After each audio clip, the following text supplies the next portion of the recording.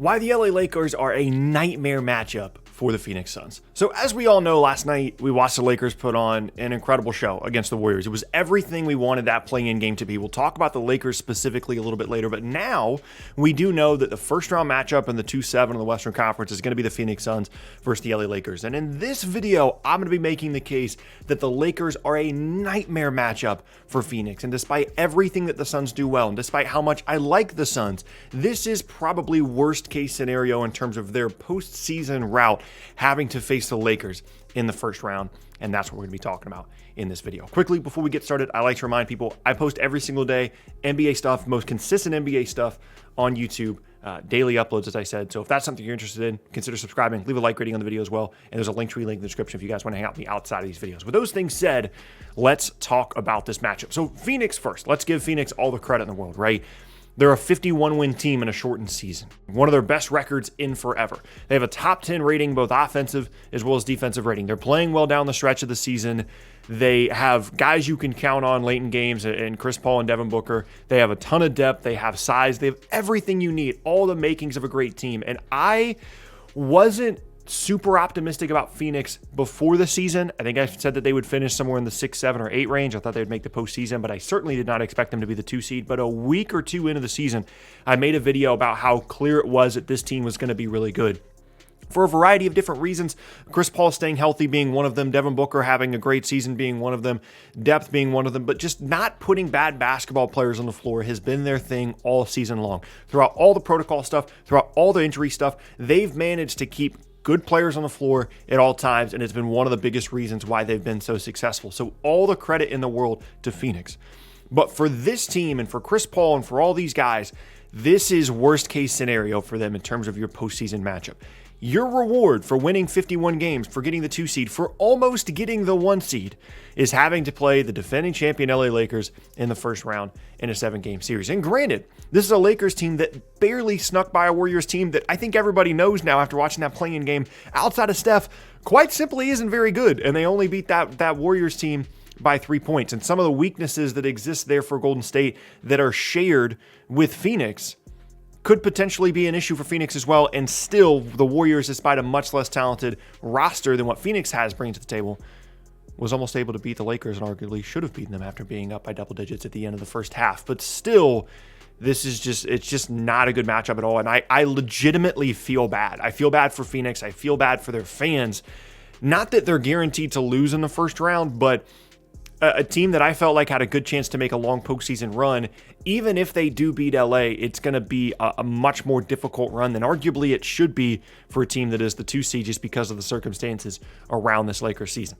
Let's get into the matchup specifically. So my biggest absolute number one concern here is the size the Lakers can bring to the table. If there is an issue for Phoenix defensively, it is their inability to deal with size, simply because they just don't have as many bodies to throw at the amount of size the Lakers have to offer. Outside of the dominating presences of guys like Nikola Jokic and Joel Embiid, the Lakers have the largest complement of options to throw at a team that is limited size-wise, and Phoenix, outside of DeAndre Ayton, just does not have a ton of options. Frank Kaminsky, Jalen Smith, Dario Saric at the small ball 5 to throw at the Lakers, and this is a Suns team that likes to go relatively small a good amount of the time, and it's going to be a significant issue for 2 reasons. One, Anthony Davis, Andre Drummond, Montrezl Harrell, when those guys can play and keep up defensively, are going to pummel them on the offensive glass if they're not careful.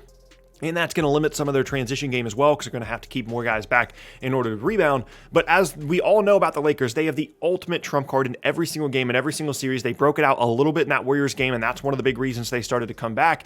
They have the best small ball lineup in the league, with LeBron at the 4, AD at the 5, and fill out the other 3 guys as long as they're halfway competent shooters. It's a devastating lineup, and one that outside of DeAndre Ayton being on the floor, the Suns don't really have an answer for. And even then, Ayton still has more than his fair share of struggles as a ball screen defender, despite getting better at those things throughout his career and specifically this season. The size for me is a huge, huge issue, and it's one of the reasons nobody wanted to play the Lakers. Among many reasons nobody wanted to play the Lakers, they were teams actively trying to avoid their side of the bracket, which is something we're going to be talking about in a future video as it relates specifically to the Clippers.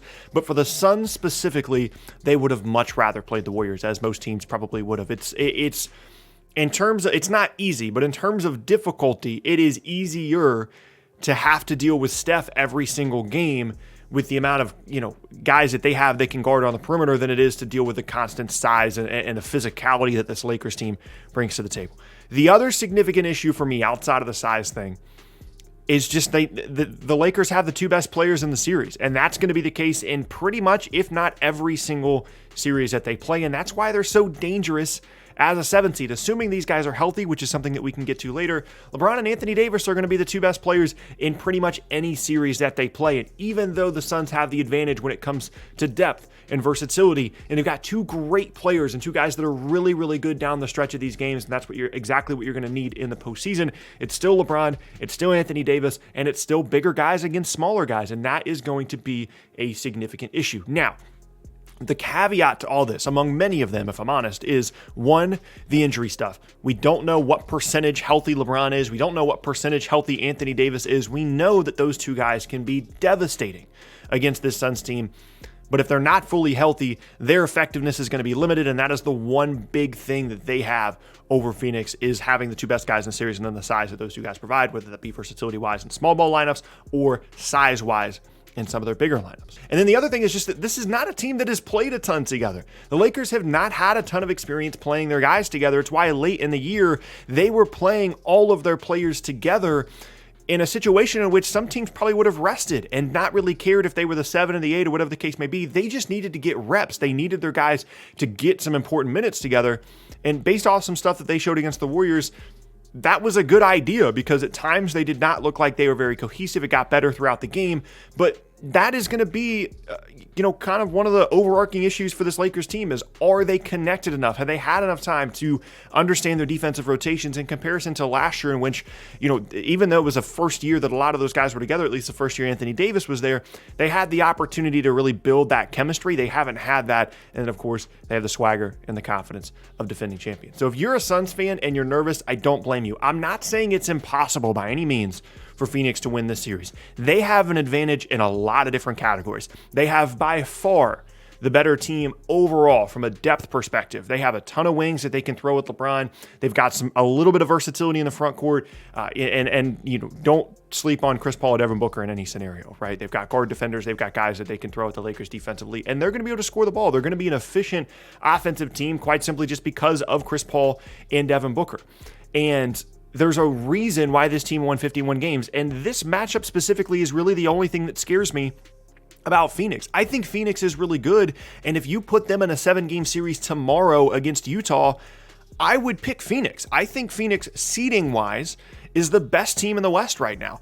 But unfortunately, they got the worst matchup possible, really for any team, but specifically for where their weaknesses are. Now, the only positive to this, if you're a Suns fan, is if you're going to play the Lakers, which presumably, if the Lakers are as dangerous as a lot of people think that they are, you would rather play them now. So if you're operating under the assumption that the Suns were going to have to go through with the Lakers at some point in this postseason run, whether it be first, second, third round, whatever the case may be, you'd rather get them now when they just came off of a very hard-fought play-in game, when LeBron is still not 100%, when they haven't had as much time to really get together and be a more collective, cohesive unit. You'd rather have them now. That's the only case for this not being a nightmare matchup, because from a personnel standpoint, from a play style standpoint, from a standpoint of what the weaknesses of the Suns are, this is just not what you would want if you're a Suns fan. Now, ultimately, I'm not saying that I would pick the Suns in this series, but I would say that they're not going to be a pushover by any means. Chris Paul is going to have an incredible series, as is Devin Booker, assuming Chris Paul stays healthy, which is the other thing that you always have to keep in mind with Chris Paul, especially in the postseason.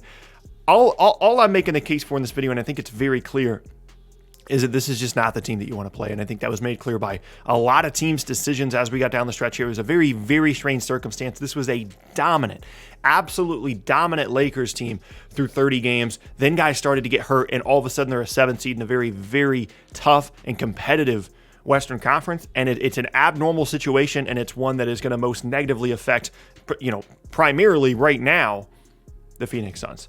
Ultimately, I'm hoping for a competitive series. I'm hoping Phoenix can find a way to mitigate some of the issues that the Lakers' size presents. One of the ways I would recommend doing that is really attacking Montrezl Harrell and Andre Drummond when they're on the floor.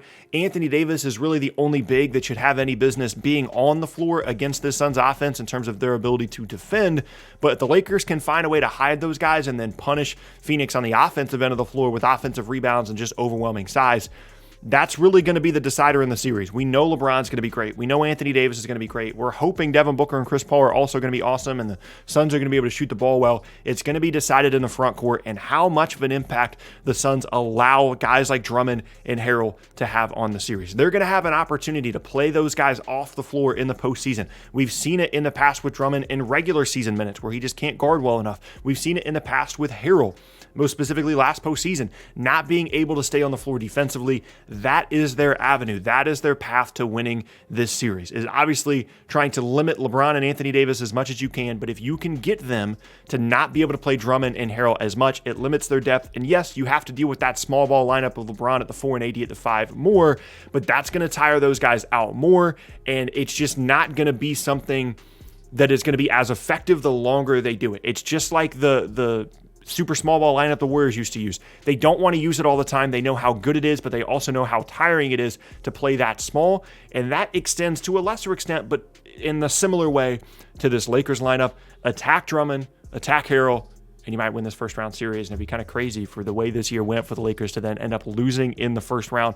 I'm excited. I'm really heavily anticipating this series, but when I'm looking at it from a Phoenix perspective, it makes me very, very nervous. Let me know down in the comment section below if there are other playoff series you guys would like me to preview. I haven't really done this in like 2 years, if I'm honest, where I like specifically preview games and matchups and things like that. It's something I enjoy. I just don't know if you guys do. So if something you want to see more of, let me know down in the comment section below what other playoff series you'd like for me to potentially anticipate and preview for the season. With all those things said, hope you guys have an awesome rest of your day. As I said in the beginning, my name is Tucker. If you're looking for more videos from me, you can check out the boxes on screen as well as the channel as a whole. Leave a like rating on the video if you enjoyed it, and you can check me out at various socials and a link to it link down in the description below. With all those things said, hope you guys have an awesome rest of your day, and I will see you all next time.